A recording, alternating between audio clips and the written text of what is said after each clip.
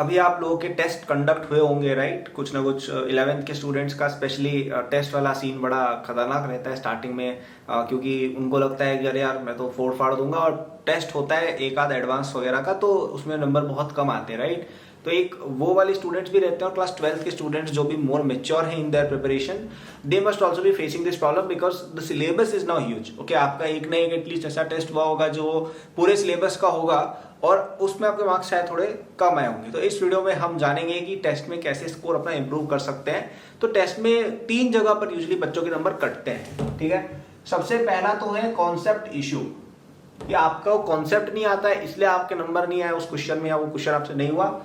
दूसरा होता है स्पीड इशू, कि यार आपकी स्पीड अच्छी नहीं थी, पेपर छूट गया, ठीक है? और तीसरा होता है एक्यूरेसी इशू।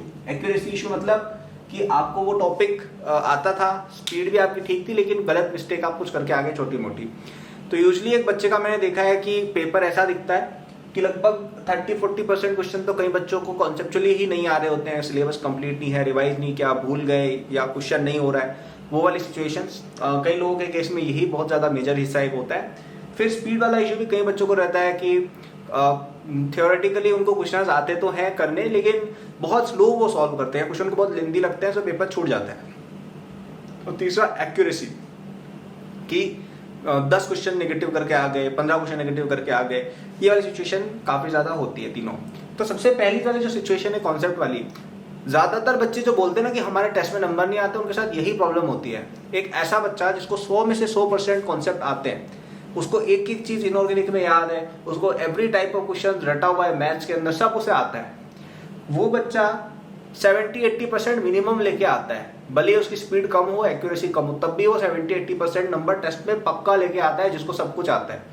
यूजुअली बच्चों को आती नहीं है चीजें, और वो ये सब बहाने बनाते हैं दूसरे। तो आपका सबसे पहला कर्तव्य होना चाहिए कि आप अपना जो भी कॉन्सेप्ट है वो सीख के जाओ। आपका टेस्ट जिस भी सब्जेक्ट का है, जिस भी टॉपिक में आपको मतलब टेस्ट में जो भी सिलेबस है, वो सारे टॉपिक्स आपको अच्छे से आने चाहिए। जेईई में देखिए फुल सिलेबस आएगा, वहां पे आपको ये सोचने का टाइम नहीं मिलेगा कि ये वाला टॉपिक कौन से चैप्टर का था। वहां पे आपको क्वेश्चन टाइप सारे याद होने ही चाहिए। यहाँ पे तो कोचिंग के टेस्ट में फिर भी आपको शायद 1-2 3-4 चैप्टर ही देते होंगे पर सब्जेक्ट, राइट? तो आपको अपने आपको धीरे धीरे ट्रेन करना पड़ेगा कि हर एक कॉन्सेप्ट आपको आता हो, हर एक क्वेश्चन टाइप आपकी फिंगर टिप्स पर हो, इनोवेरी की हर एक बात आपको याद हो, ऑर्गेनिक के सारे रिएक्शन मैकेनिज्म वगैरह आपको आते हो, मैथ्स में जितने भी फॉर्मूले हैं कहाँ अप्लाई हो रहे हैं, क्या क्या फॉर्मूले हैं, किस तरह से उसको अप्लाई करना है, वो सब आपको आता हो। फिजिक्स के अंदर आपने एम्पल नंबर ऑफ क्वेश्चंस किए हुए हो ताकि कोई क्वेश्चन आपको सरप्राइज नहीं कर पाए, ठीक है? और बावजूद इसके जेईई एडवांस में आप सरप्राइज हो गए। जेईई एडवांस में 10 से 15% पेपर आता है जो हर बच्चे के लिए कॉन्सेप्चुअली आउट ऑफ सिलेबस होता है, ठीक है? वो बच्चे वहां पे सोचते हैं कि कैसे नया कॉन्सेप्ट को अपन टैकल करें, राइट? स्पेशली फिजिक्स और मैथ्स में काफी ये होता है जेईई एडवांस में। तो आपकी जिम्मेदारी अभी है कि आपने जो भी टॉपिक पढ़े हैं उनकी थ्योरी आपको बहुत अच्छे से आती हो, एनसीईआरटी आपने रीड की हुई हो, बहुत सारे तरह के और डिफिकल्ट प्रॉब्लम्स आप सॉल्व करो। कॉन्सेप्चुअली प्रॉब्लम लोगों की टेस्ट में केवल एक वजह से आती है कि उन्होंने इनफ प्रॉब्लम प्रैक्टिस नहीं की है। आप प्रैक्टिस करो अच्छे से, बहुत सारी प्रॉब्लम्स, आपको डिफरेंट प्रॉब्लम टाइप्स क्लियर होंगे, आपके एग्जिस्टिंग कॉन्सेप्ट भी क्लियर होंगे, और आपकी स्पीड एक्यूरेसी भी अपने आप बढ़ेगी, ठीक है? So this is the biggest advice for everyone who is struggling in test, कि आप अपना जितना भी प्रॉब्लम सॉल्व करते हो ना पर वीक, उसको धीरे धीरे बढ़ाओ। अगले वीक 10% 20% ज्यादा प्रॉब्लम करना, और ऐसे धीरे धीरे आपको डबल प्रॉब्लम सॉल्व करनी है। जैसे अभी आप पर वीक लेट से कितनी 500 प्रॉब्लम सॉल्व करते होगे, अगले वीक से आप 1000 प्रॉब्लम्स पर वीक का टारगेट रखो। डुएबल है, कोशिश करोगे तो बिल्कुल डुएबल है। आप होमवर्क वगैरह सब मिला के 1000 प्रॉब्लम्स पर वीक, और ये प्रॉब्लम ऐसा नहीं छोटा कुछ भी हल्की फुल्की कर ली, they should be of JEE main and JEE advance level, ऐसी आपको प्रॉब्लम सॉल्व करनी है। सेकेंड प्रॉब्लम यूजुअली स्टूडेंट्स की आती है, वो है स्पीड उनकी कम होती है। तो स्पीड इंक्रीज करने का केवल एक ही तरीका है कि आप एक तो प्रैक्टिस बहुत सारे क्वेश्चंस करो, जैसा मैंने फर्स्ट पॉइंट में बोला, और दूसरा इसमें आप टाइमर लगा के किया करो, ठीक है? तो आप क्या करो, जैसे फॉर एग्जांपल आपको होमवर्क मिला है 100 क्वेश्चंस का, ठीक है? तो आप अपने आप को टाइमर दो कि 200 मिनट के अंदर ये 100 क्वेश्चन मुझे करने हैं, या 250 मिनट के अंदर करने हैं, ठीक है? जेईई मेन एडवांस की एवरेज टाइमिंग बता रहा हूं मैं। तो ऐसे अपने आपको टाइमर लगाओ, और उस समय कुछ भी और काम नहीं करोगे आप, ठीक है? पानी वानी कुछ है तो लेके बैठना, खाना पीना है तो खा के फिर स्टार्ट करना, या करने के बाद खाना, जो भी, कोई ब्रेक नहीं लेना है, और आपको उसको एज एन एग्जाम ट्रीट करना है 200 मिनट का, 200 मिनट का एग्जाम है, उसमें हमें ये क्वेश्चन 100 क्वेश्चन 70 क्वेश्चन जितने भी दिए हैं होमवर्क में सारे के सारे कंप्लीट करने, या कोई डीपीपी है या कुछ भी है जो आप प्रैक्टिस कर रहे हो, टाइमर लगा के करो और ऐसे सोचो कि टेस्ट ही चल रहा है, ठीक है। तो कोई क्वेश्चन नहीं हुआ स्किप कर जाओ, वापस आओ, ऐसे ऐसी चीजें करनी। कई बार बाद का क्वेश्चन करते हो तो पहले वाला क्वेश्चन क्लियर होता है, ठीक है। सॉल्यूशन नहीं देखना है, एक कोई कॉपी में ऐसे लिख दिया करो कि फर्स्ट का आंसर मुझे लगता है ए है, सेकंड का आंसर मुझे लगता है सी है, ऐसे करके आप और उसको चेकिंग भी किया करो। ये करने से आपकी स्पीड डेवलप होगी। आप घर पे कंफर्ट जोन में रहते हो कि धीरे धीरे कर रहे हो, तो इससे होमवर्क भी टाइम पे नहीं होता है और आपकी टेस्ट की ट्रेनिंग ही नहीं हो रही है। टेस्ट आपको ट्रेन करने हैं जेई के लिए, लेकिन टेस्ट के लिए आपको कौन ट्रेन कर रहा है? कोई भी नहीं, इसीलिए टेस्ट में नंबर नहीं आ रहे। तो आपको अपने आप को खुद के लेवल पर टेस्ट के लिए प्रिपेयर करना है by timing your question practice, okay. And last अपना जो इशू रहता है वो रहता है एक्यूरेसी का। ये भी बहुत मेजर इशू है। कई बच्चे पढ़ते हैं, उनको सब आता है, स्पीड भी ठीक है, लेकिन सिली मिस्टेक बहुत करते हैं, ठीक है। जब मेरे फुल मार्क्स आए थे ना जेई मेन में, तो मैं फुल मार्क्स 360 मैंने 360 स्कोर किया था। तो वो एक उसका one of the biggest reason ये था कि मेरी एक्यूरेसी लेवल बहुत हाई हुआ करती थी। मेरे कोचिंग के टेस्ट में भी हार्डली 1-2 सिली मिस्टेक में करता था, क्योंकि मेरा एक सिस्टम बना हुआ था सिली मिस्टेक को हटाने का। वो सिस्टम क्या है मैं बता देता हूँ। तो आप जब भी पेपर में सिली मिस्टेक करते हो, आप जब भी घर पे, जैसे आप मैंने आपको बोला ना, घर पे आप क्वेश्चन सॉल्व करते हो, उसको टाइम लगा के टेस्ट की तरह किया करो। तो आप जब उन क्वेश्चंस को चेक करते हो ना, सॉल्यूशंस को, तो उसमें देखो कि यार आपने किस प्रकार की गलती की। क्या आप कॉन्सेप्चुअल मिस्टेक कर रहे हो? क्या आपने समय नहीं दिया इसलिए क्वेश्चन छूट गया?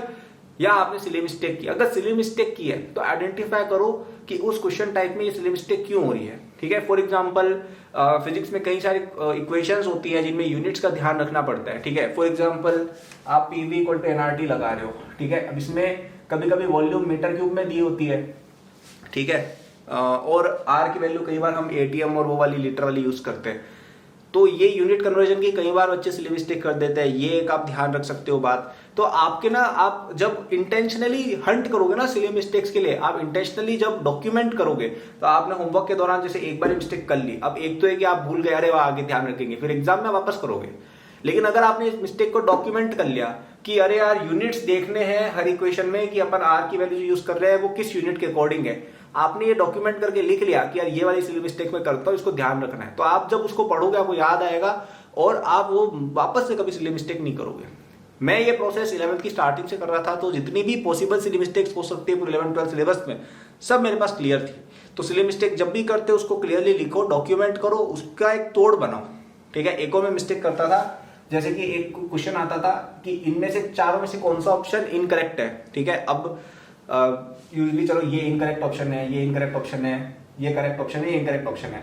तो अब कई बार क्या होता था कि करेक्ट ऑप्शन अगर ए ऑप्शन ही हो गया तो मैं उसको टिक करके आ जाता, अरे ये तो सही बात लिखी है टिक, जबकि मैं भूल गया कि उसमें तो इनकरेक्ट के लिए पूछा हुआ है।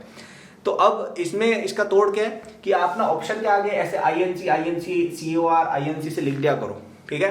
तो आपको याद रहेगा कि ये करेक्ट इनकरेक्ट वाला ऑप्शन है और इनकरेक्ट वाले सेलेक्ट करने। और ये अगर मल्टीपल चॉइस क्वेश्चन होता है ना एडवांस में, तो स्पेशली मिस्टेक होने के काफी चांसेस रहते हैं। तो आपने ऐसी छोटी छोटी चीजें डिवाइस करो कि जब भी सिली मिस्टेक कोई होगी उसका हमने एक तोड़ और आइडेंटिफिकेशन का मेथड निकाला हुआ है। डॉक्यूमेंटेशन प्रॉपर होनी चाहिए। तो अगर आप नोटिस करेंगे टेस्ट में अच्छा स्कोर करने के 3 मेन कंपोनेंट्स हैं, वो सबके सब एक ही चीज पे बॉइल डाउन होते हैं कि practice more problems in a timed fashion, ठीक है। कॉन्सेप्ट्स वीक है, प्रैक्टिस ज्यादा करो, सॉल्व हो जाएगा। स्पीड कम है, प्रैक्टिस करो विद टाइमर, सॉल्व हो जाएगा। और एक्यूरेसी कम है, प्रैक्टिस करो with timer with proper documentation of every error that you are making, ठीक है। Very important, this documentation thing is very important और lot of people don't do it. और जो भी अच्छा करते ना जेई में, सब लोग लिख के रखते कि यार मैंने ये गलती की है, इसको ऐसे सही करना है, ठीक है। So I hope you took some value out of this video. अगर पसंद है तो लाइक सब्सक्राइब वगैरह कर दीजिएगा। नोटिफिकेशंस यहाँ पे जेई की बहुत सारी अच्छी अच्छी वीडियोस आती है। और अगर आपको मुझसे पढ़ना भी है पूरा जेई का syllabus with everything you need, DPP, test series, lecture, सब कुछ चाहिए अगर आपको, तो आप मेरे कोर्सेज में एनरोल हो सकते हो जो बहुत ही अफोर्डेबल है। पूरा 2 ईयर का कोर्स उसमें केवल कुछ 5-6 हज़ार का है और 1 ईयर का कोर्स उसमें आई थिंक 3-4 थाउजेंड का ही है। तो आप डिस्क्रिप्शन में जाइए, वहां पे आपको मेरी ऐप का लिंक मिलेगा। ऐप पर बहुत सारी फ्री चीजें भी है, नोट्स वगैरह बहुत सारी फ्री चीजें हैं और आपको मेरे कोर्सेज का भी वहां पे खरीदने का ऑप्शन मिल जाएगा।